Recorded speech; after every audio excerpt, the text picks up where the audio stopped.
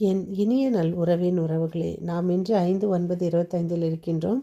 7ஆம் நாள், நவேனா நாள்.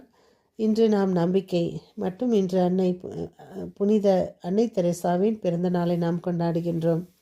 அன்னை தெரேசா நம் இந்தியாவுக்கு கிடைத்த ஒரு வரப்பிரசாதம். அதுவும் நம் காலத்திற்கு கிடைத்த ஒரு உண்மையான ஆசிர்வாதம். நாம் அவரை கண்டது, நாம் அவரை கண்ணால் கண்ட அவர் வாழ்க்கை, அவரோடு அனுபவித்த ஒரு புனிதை. நாம் இன்று எல்லா வரங்களையும் இறைவனிடம் கேட்போம். நாம் கேட்டு பெற்றுக்கொண்ட அனைத்திற்கும் நன்றியும் செலுத்துவோம். நாம் இன்று தொடர்ந்து வாசித்து கொண்டு வருகிற சங்கீத தொடர்ச்சி 104, 1, 2, 3. என் உயிரே ஆண்டவரை போற்றிடு, என் கடவுளாகிய ஆண்டவரை, நீர் எத்துணை மேன்மை மிக்கவர். நீர் மாண்பையும் ஆட்சியையும் அணிந்துள்ளவர், பேரொளியை ஆடையன் அணிந்துள்ளவர், வான்வெளியை கூடாரம் என விரித்துள்ளவர். நீர்த்திரள் மீது உமது உறைவிடத்தின் அடித்தளை அமைத்துள்ளவர், கார் முகில்களை தேராக கொண்டுள்ளவர், காற்றின் இறக்கைகளின் பவனி வருகின்றவர். நாம் தினம் வாசித்து கொண்டு வருகிற இந்த சங்கீத தொடர்ச்சி நமக்கு ஒரு புதிய வாழ்வை தரும் என்ற நம்பிக்கையோடு நாமும் தொடர்ந்து இதை வாசிப்போம் என்ற அந்த தொடர்ச்சியில் நாம் வாசித்து கொண்டு வருகிறோம்.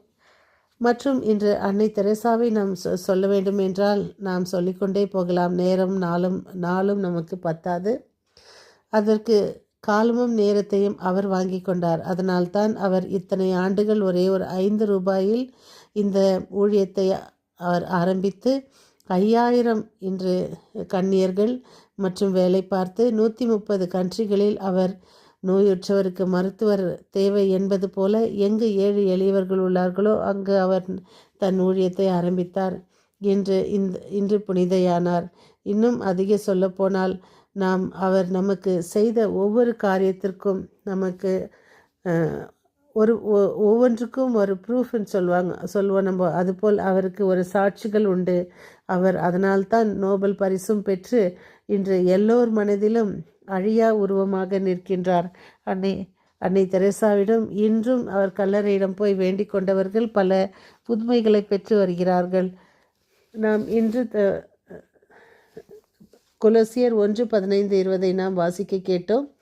அதில் தம்மை தாமே அனைத்தையும் நாம் விண்ணுலகில் மண்ணுலகில் அனைத்தையும் நாம் கண்டவதையும் காணாததையும் அரியணையில் அமர்வோர், தலைமை தாங்குவோர், ஆட்சியாளர், அதிகாரம் கொண்டோர் ஆகிய அனைவரும் அவரால் படைக்கப்பட்டனர். இயேசு சிந்திய இரத்தத்தையும் அமைதியையும் நிலைநாட்டவும் விண்ணில் உள்ளவை மண்ணில் உள்ளவை அனைத்தையும் அவர் வழி தம்மோடு ஒப்புரவாக்கவும் கடவுள் திருவுளம் கொண்டார். இன்றைய தூய நற்செய்தி வாசகம் லூக்கா 5:33-39. இயேசு மறைநூல் அறிஞர்களை இயேசுவை நோக்கி கேட்கிறார்கள்.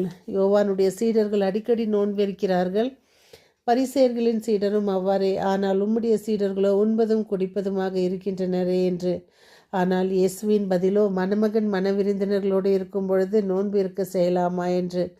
ஆனால் எவரும் புதிய ஆடையிலிருந்து ஒரு துணி கிழித்து பழைய ஆடையோடு ஒட்டு போடுவதில்லை என்று. அதையும் அவர் சொல்லி, புதிய தோற்பைகளில் தான் ஊற்றி வைக்க வேண்டும். பழைய திராட்சை ரசம் மதுவை குடித்தவர் எவரும் புதியதை விரும்ப மாட்டார் என்பதை மிக அழகாக எடுத்து கூறுகின்றார். நேற்று என்பது வரலாறு, நாளை என்பது எதிர்நோக்கு, இன்று என்பதே யதார்த்தம் என்னும் கூற்றை கேள்விப்பட்டிருப்போம். இயேசு தம் சீடர்களுக்கு அன்றைய நாளில் இருத்தலை உணர்ந்து செயல்பட வழிகாட்டுகிறார்.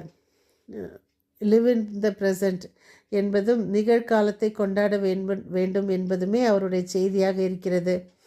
உலக நாட்டங்களிலிருந்து சீடர்கள் விலகி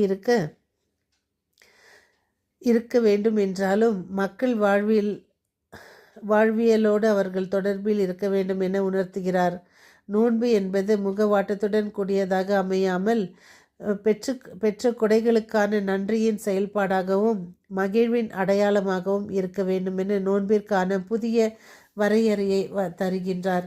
நிகழ்காலத்தை கொண்டாடுவதே பொருளுள்ள வாழ்க்கை முறை என தெளிவுபடுத்துகின்றார். இன்று நாமும் அன்னை மரியாவுக்கு நோன்பு எடுத்திருக்கிறோம்.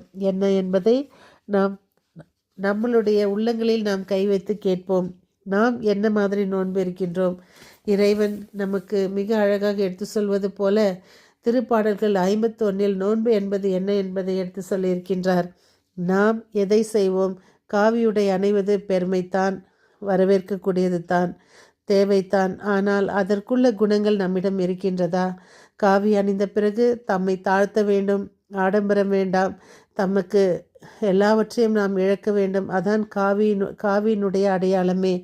அன்னை தெரேசா தெரிந்து கொண்ட அந்த சாதாரண ஒரு கிளாஸ் 3 ஒர்க்கர்ஸ்னுடைய அந்த ஒரு துணியைத்தான், அவர் கார்ப்பரேஷன் ஒர்க்கர்ஸ்னுடைய துணியைத்தான் அவர் தேர்ந்தெடுத்து அவருடைய மிகப்பெரிய ஆடையாக அதை மாற்றினார். அதேபோல் நாம் ஒரு உடையை தேர்ந்தெடுக்கும் பொழுது அதற்கு நாம் தகுதி உள்ளவர்களா? அதற்காக அணிய வேண்டாம், தவறு என்பது நான் சொல்லவில்லை. அதை நாம் அணியும் போது நம்மிடம் உள்ள குணங்கள் அனைத்தையும் நாம் மாற்ற வேண்டும். நாம் எப்படி நாம் அந்த காவி உடை அணிய ஆசைப்படுகிறோமோ, நமக்குள் இருக்கும் தீய குணங்களையும் நாம் விலக்கி போட ஆசைப்பட்டு நாம் புதியதாக நாம் மாற நாம் முயற்சி செய்வோம். மீண்டும் சந்திக்கும் வரை உங்கள் அன்பு தோழி.